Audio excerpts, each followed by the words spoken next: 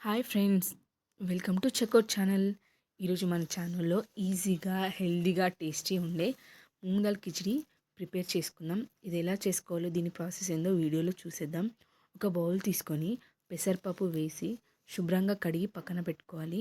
అదే కప్పు కొలతతోటి 3 కప్పుల బియ్యం వేసుకొని శుభ్రంగా కడిగి పక్కన పెట్టుకోవాలి. ఒక కప్పు పెసరపప్పు తీసుకుంటే 3 కప్పుల బియ్యం తీసుకోవాలి. నేను ప్లేట్లో చూపిస్తున్న విధంగా అన్నీ కట్ చేసి పెట్టుకుంటే వంట చేసేటప్పుడు ఈజీగా అయిపోతుంది. స్టవ్ ఆన్ చేసి కుక్కర్ పెట్టుకోవాలి. కుక్కర్లో కొద్దిగా ఆయిల్ వేసి వెయిట్ చేయాలి. ఆయిల్ దీనికి చాలా తక్కువ క్వాంటిటీ పడుతుంది, సో కొద్దిగా వేసుకోవాలి. ఆనియన్స్ మరీ చిన్నగా కాకుండా ఈ సైజులో కట్ చేసి వేసుకోవాలి. ఉల్లిపాయలు వేగిన తర్వాత కొద్దిగా సాజీరా, యాలకులు, లవంగాలు, జీలకర్ర, బిర్యానీ ఆకు, దాల్చిన చెక్క అన్నీ వేసి ఫ్రై చేయాలి.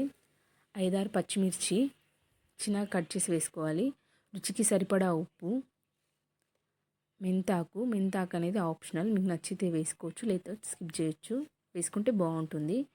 అల్లం వెల్లుల్లి పేస్ట్ కూడా వేసుకుంటే బాగుంటుంది. నేను లేక స్కిప్ చేశాను. బంగాళాదుంప, క్యారెట్ ఇలా పిల్లలు తినరు కదా, ఇలా వేసి పెట్టండి, బాగుంటుంది. నచ్చిన వాళ్ళు బీన్స్, క్యాప్సికమ్ కూడా వేసుకోవచ్చు. పసుపు వేసి మూత పెట్టేసేయాలి. ఒకసారి మూత తీసి చూస్తే ఇలా ఫ్రై అవ్వాలి. ఇలా ఫ్రై అయిన దాంట్లో పెసరపప్పు వేయాలి.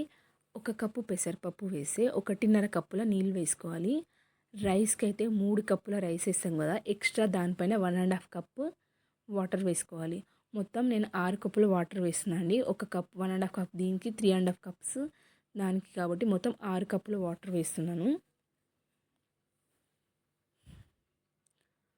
దానిలో వాటర్ మరిగేటప్పుడు మెంతాకు, కొత్తిమీర వేసుకోవాలి. పుదీనా కూడా వేసుకొని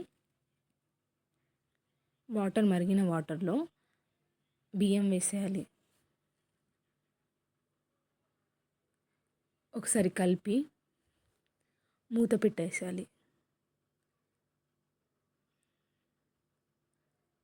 5 నిమిషాలు హై ఫ్లేమ్లో, 3 నిమిషాలు లో ఫ్లేమ్లో, ఇంకా లో ఫ్లేమ్లో 5 మినిట్స్ ఉంచేస్తే ఎంతో టేస్టీగా ఉండే కిచిడి రెడీ అయిపోతుంది. మీకు నచ్చితే వీడియో లైక్ చేసి షేర్ చేయండి. ఇలాంటి సింపుల్ రెసిపీ కోసం మా ఛానల్ని సబ్స్క్రైబ్ చేసుకోండి.